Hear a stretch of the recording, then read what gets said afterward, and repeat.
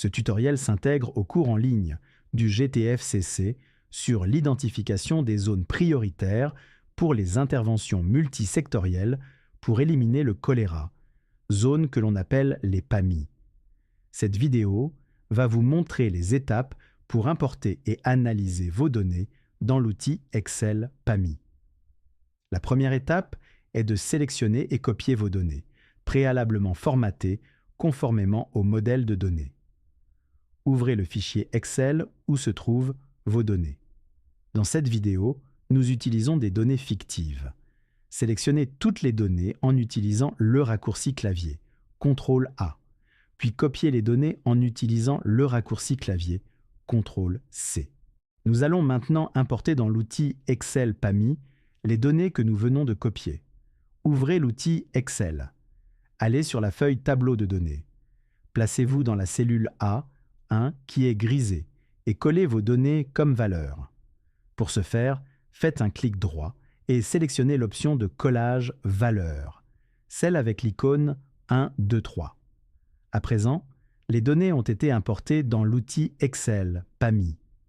Il faut ensuite définir les paramètres souhaités pour le calcul de l'indice de vulnérabilité. Allez dans la feuille Sélection vulnérabilité facteur. Cette feuille comporte deux sections principales. La première section, sur le côté gauche, fournit une description des facteurs de vulnérabilité et des indicateurs de vulnérabilité mesurables qui y sont associés. La deuxième section, sur le côté droit, permet d'ajuster les paramètres pour le calcul de l'indice de vulnérabilité. Dans la première section, dans la colonne Facteurs de vulnérabilité, éditez la description des facteurs de vulnérabilité considérés dans l'analyse des PAMI, tout particulièrement si des facteurs de vulnérabilité additionnels propres au pays sont considérés dans l'analyse.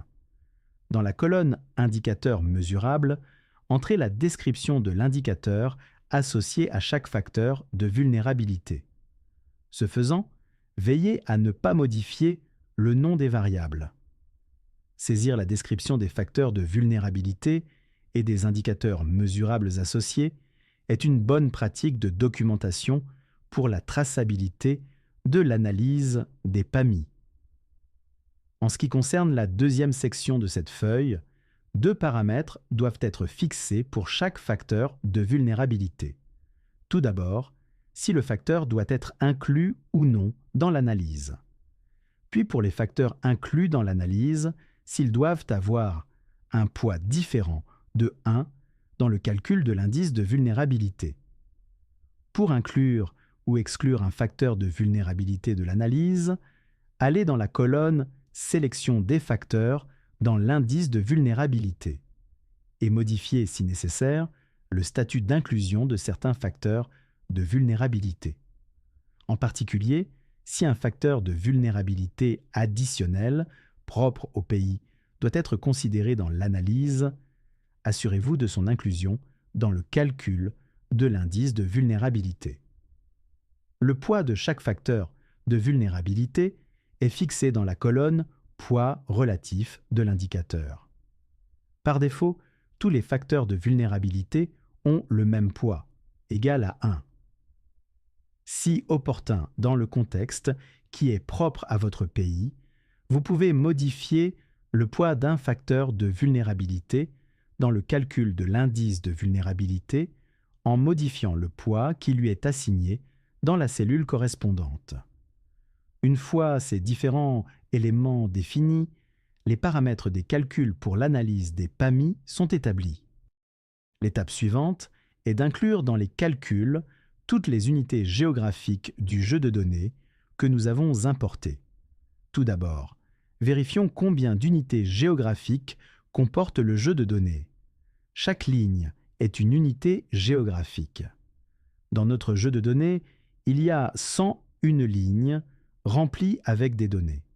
Par conséquent, les calculs doivent être appliqués à 101 lignes afin que toutes les unités géographiques soient incluses dans les calculs. Les calculs sont effectués dans la feuille R, un calcul index vulnère.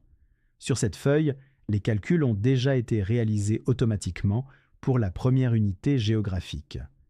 Pour étendre les calculs à toutes les unités géographiques, sélectionnez la ligne correspondant à la première unité géographique. Puis placez-vous sur le coin droit en bas de la dernière cellule comportant des données en positionnant votre souris sur la marque verte en forme de carré et maintenez un clic gauche. Étirez la sélection pour autant de lignes que nécessaire. Dans notre jeu de données, nous étendons la sélection pour 101 lignes. À présent, nous pouvons voir que les calculs ont été réalisés pour toutes les unités géographiques de notre jeu de données. La dernière étape est d'actualiser les calculs dans toutes les feuilles de l'outil Excel. En effet, à ce stade, les calculs n'ont pas encore été effectués dans toutes les feuilles.